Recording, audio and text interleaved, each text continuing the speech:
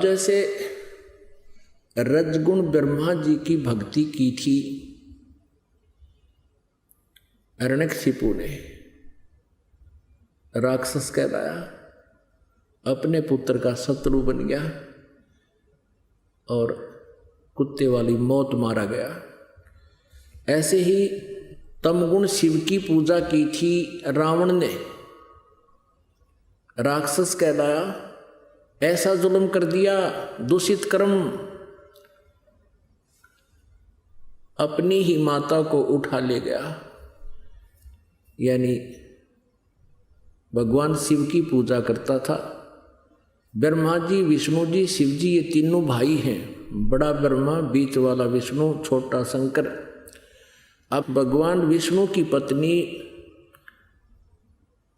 माता हुई, क्योंकि जिसको वो इष्ट मान रहे थे शंकर भगवान को, उसका बड़ा भाई, और रावण पुजारी। ऐसे ही इस तमगुण शिव की पूजा की थी भस्मागिरी ने। भगवान शिव जी के महल के सामने, गेट के सामने, सिर आसन पर, ऊपर ने पैर, नीचे को सिर करके 12 वर्ष खड़ा रहा उल्टा। एक दिन पार्वती जी की प्रेरणा से, प्रार्थना से भगवान शिव ने उस भस्मागिरी से पूछ लिया कि तू क्या चाहता है, मांग, तूने जो मांगना है, मैं तेरे से प्रसन्न हो गया हूं। अब भस्मागिरी ने कहा कि भगवान आप वचनबद्ध हो जाओ तब मांगू।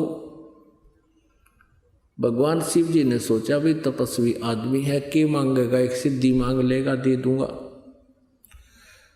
भगवान शिव जी ने कहा ठीक है भाई, मांग ले, मैं वचनबद्ध हो गया। तभी उसने वो साधना त्याग दी, खड़ा हो गया और कहा कि आप अपना भस्म कंडा दे दो।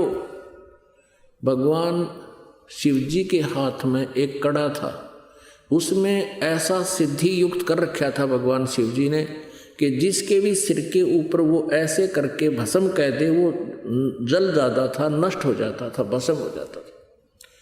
इस बात का ज्ञान था भस्मागिरी ने। और भस्मागिरी किस लिए उपासना कर रहा था कि भस्म कंडा लेकर शिव जी से, और शिव जी को मारूंगा, भस्म कर दूंगा और पार्वती को अपनी पत्नी बनाऊंगा। अपने आत्माओं विचार करना इन बातों पे। इससे नीच कर्म और के होगा? अपने इष्ट की पत्नी पर ही बुरी नजर। अब भगवान शिव जी को ये नहीं मालूम इस दुष्ट के मन में के कुधारना है, और इसको, इनको अमंत्रियामी कहें। ब्रह्मा विष्णु महेश को अमंत्रियामी कहा करते, इसे होया कर अंतर्यामी। और फिर इनको अविनाशी कहते थे। अब ज्यों ही भगवान शिव ने कड़ा उसको दे दिया और कहने लगा भस्मागिरी के, होले शिव जी होशियार, तुझे मारूंगा, पार्वती को पत्नी बनाऊंगा। भगवान शिव जी डर के भाग लिए, भयभीत होकर अपनी जान रक्षा के लिए दौड़ दिए, स्पीड खींच दी। आगे आगे भगवान और पाछे पाछे पुजारी, जग खाट ठानते। अब ये जो अविनाशी होते, इन भागण की आवश्यकता थी? अभी तक इनके विषय में जो ज्ञान इन नकली गुरुओं ने दिया वो कति अज्ञान भर रखा हमारे अंदर। इनकी जीवनी में लिखा दास तो पढ़कर सुना रहा आपको। फिर भगवान ने पार्वती रूप बनाया, भस्मागिरी के सामने खड़े हो गए। भस्मागिरी से बोले कि रुक जाओ, अब शिवजी तो तेरे पास आएगा नहीं, उसको तो इतना भय है कि जब तक तेरे पास कड़ा है वो निकट नहीं आएगा। अब भस्मागिरी का तो उद्देश्य यही था कि पार्वती मिले मुझे। आगे आपको इस कथा का पता ही है कि भगवान ने फिर उसको गंडहत नाच नचा के और उसी कड़े से उसका हाथ ऊपर ले आकर के ऐसे नाच इस हाथ को ऊपर कर, इसको नीचे कर।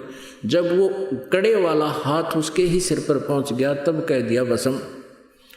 वो भस्मा गिरी मर गया। उसके बाद वो भस्मा असुर कहलाया। भस्मा गिरी से ये गिरी, पुरी, नाथ, नागा, सन्यासी ये सारे शिव जी के पुजारी हैं, तमगुण शिव के पुजारी हैं। तो भस्मा गिरी से वो भस्मासुर कहलाया, कुत्ते वाली मौत मरा। तो इस प्रकार कहा है इन तीनों गुणों के उपासक राक्षस स्वभाव को धारण किए हुए मनुष्यों में नीच दूषित कर्म करने वाले मूर्ख है।